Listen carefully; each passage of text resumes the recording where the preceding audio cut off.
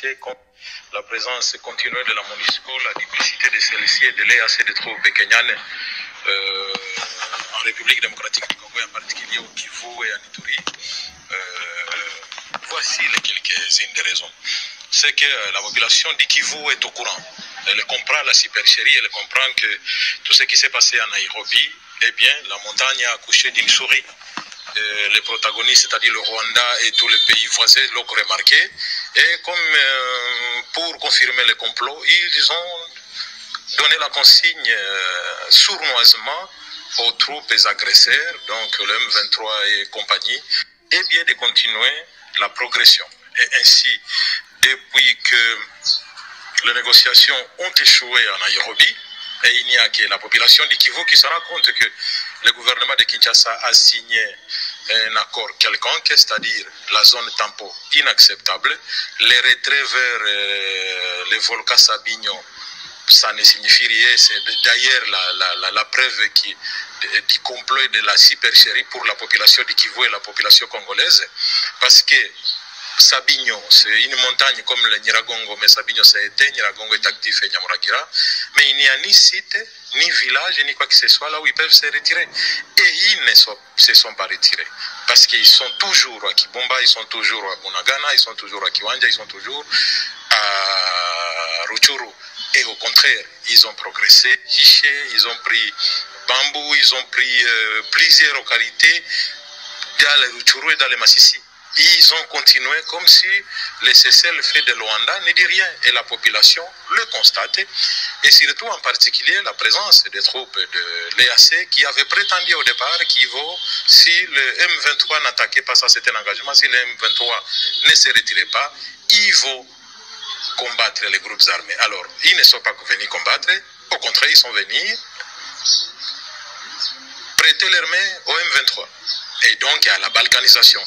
Et la population du Kivu ne peut pas accepter ça, ne peut pas imaginer que des soi-disant troupes qui sont venues nous renforcer sont par contre et en fait venus pour renforcer et assurer la balkanisation. La zone tampon est inacceptable. On se demande d'ailleurs, encore une fois, ce sont des dirigeants qui sont à Kinshasa et qui signent des accords, ils ne connaissent ni Sabinyo, ils ne connaissent ni quoi que ce soit.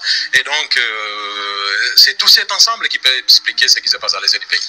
Donc, en Mérisima, la population de Goma en particulier et de Bukavu en particulier également et de Congo en général a compris la supercherie et donc c'est ainsi qu'il marche pour tester énergiquement contre cette présence complice des troupes voisines qui sont venues uniquement pour assurer la balkanisation.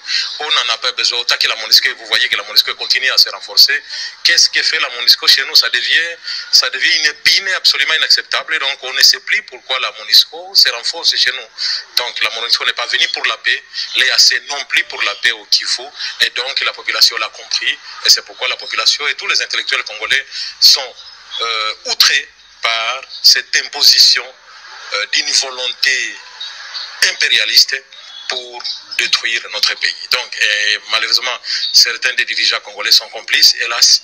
Et où est la justice? Où est le service des renseignements? Où est le service de sécurité pour se rendre compte que tout ce qui se fait là, ce n'est pas en faveur de la population, surtout pas en faveur du peuple congolais, et que donc, il faut que ça cesse. La MONUSCO doit partir et les troupes de l'EAC doivent également partir. Donc, c'est pour te dire clairement que ce qui se passe là-bas exaspère tout le monde. Il n'y a pas que la population du Kivu, il y a les intellectuels congolais, il y a les forces vives de la nation, ça c'est Lucha, Filimbi et toutes les forces vives du Kivu qui se sont dressées pour dire non et non à la supercherie, non et non au complot international, non et non au complot régional de tout le pays voisin qui, pour la plupart, nous n'avons pas. On se demande d'ailleurs pourquoi les chefs de l'État continuent à voyager alors que nous n'avons aucun allié qui s'exprime, aucun allié. Donc tous les voyages n'ont servi qu'à rien du tout, qu'à s'amuser, à faire des voyages à l'étranger, parce qu'un certain Kinois adore d'aller à l'étranger.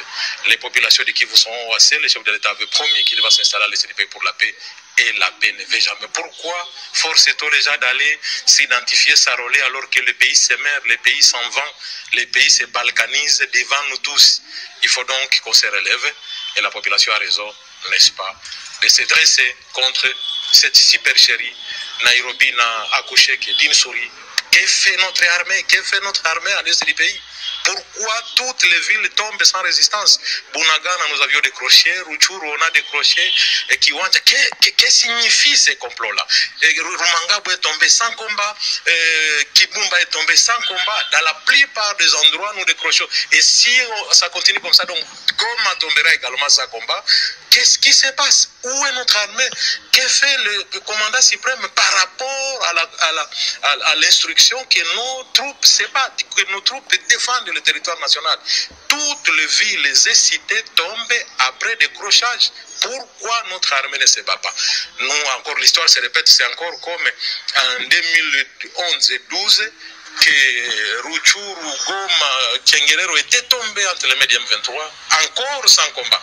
Mais au moins là, on peut se rappeler qu'à Kibumba, il y avait combat parce que la garde présidentielle de Joseph Kabila s'était bâtie pour protéger la ville, en dépit du fait qu'en définitive, ils avaient décroché pour aller finir à Minova. Vous vous rappelez, l'histoire se répète.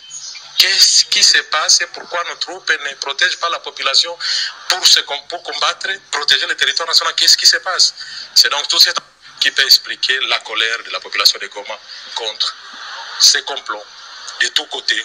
Et donc, la police et l'armée doivent protéger notre population et non la réprimer lorsqu'elle est en train de revendiquer ses droits à la sécurité, à la paix. Ça fait plus de 20 ans, environ une trentaine d'années, de guerres imposées et d'injustice pour agenouiller, n'est-ce pas, les Kivu, pour agenouiller la RDC. Jamais on a permis. Il suffit qu'une lueur d'espoir pointe à l'horizon et c'est la guerre qui le reprend et c'est des rébellions qui reprennent. Et toutes ces rébellions, on sait d'où ça vient. Même les Nations Unies savent d'où ça vient et au contraire, les Nations Unies soutiennent toutes ces rébellions et soutiennent ces pays qui diligentent ces rébellions sur notre territoire national. Parce que le dirigeant qui...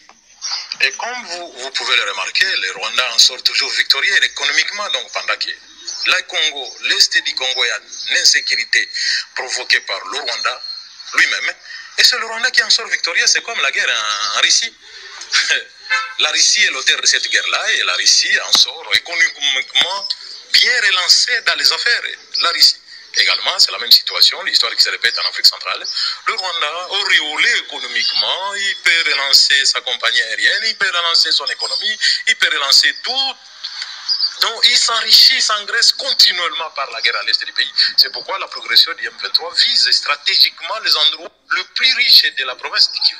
Et donc, face à une injustice comme ça, vous vous rappelez que donc, lorsque le CNDP, l'aîné du M23 a commencé la guerre pour empêcher l'exploitation par la RDC, qui avait déjà des contacts avec une firme allemande pour exploiter sa gaz, parce que la RDC, il y a plus de 70% de la Kivu.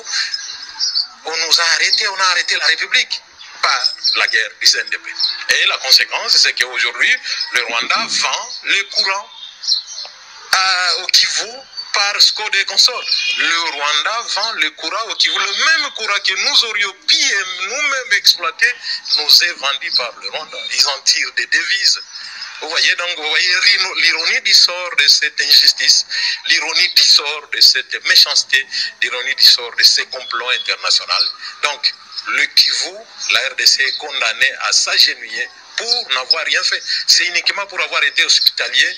Vous vous rappelez, l'interpellation parlementaire de Mwindo Nzangi et Robert au Parlement l'avait révélé aux yeux de tous que le Congo, de la bouche de Mme Zabazaïba, députée nationale à l'époque, et de Nzangi, que la RDC n'est victime que de son hospitalité, d'avoir été le pays qui recevait tout le problème du Rwanda, qui est guerre en 59, le Tutsi ont fui, qui est guerre en 94, les Hutus ont fui, et bien avant ça, il n'y a que le Congo qui a toujours réussi tous ces problèmes du Rwanda. Cette hospitalité, c'est celui-là qui nous fait payer tout ça. Nous souffrons de tout, de 20 ans de guerre, donc on nous paye la facture de l'hospitalité. Donc ça, c'est important que ça soit connu, et la population de Kivu le sait depuis longtemps. C'est pourquoi elle crie, elle gémit. Cette population gémit à tous ceux qui veulent entendre, personne ne l'écoute. Tout le monde ferme les yeux. Au contraire, la France renforce l'armée rwandaise en financement et en dotation. Au contraire, l'Union européenne soutient le pays voisin. Au contraire, l'Union européenne et la communauté internationale soutiennent la balkanisation. Nous n'avons donc pas d'espoir. que de compter sur nous-mêmes. C'est pourquoi plus jamais les groupes armés congolais de défense populaire ne peuvent plus être appelés des groupes négatifs, parce que ce sont ces seuls groupes qui défendent le pays, ça fait plus de 20 ans, pour qu'il n'y ait pas de balkanisation. Les peuples congolais donc doivent se réveiller, et nous le voyons déjà à l'est, nous le voyons à Ituri, nous le voyons à Kisangani, nous le voyons au Nord Katanga, nous le voyons au Kasaï. Il faut donc que le peuple congolais se réveille, comme déjà Kinshasa s'était réveillé en 98. Il faut donc que tout le peuple congolais, comme l'avait appelé Mosé Laurent Désiré Kabila, en mémoire de lui, tout le monde se réveille et qu'on ne peut pas compter seulement sur le dirigeant, parce que les dirigeants sont faciles à être emportés par toutes sortes d'intérêts personnels et privés. Il faut donc que le peuple congolais, par rapport à cette situation, puisse davantage puiser à lui-même et se prendre en charge, parce que sinon le pays se meurt, le pays s'en va aussi et aux vies de tout le monde.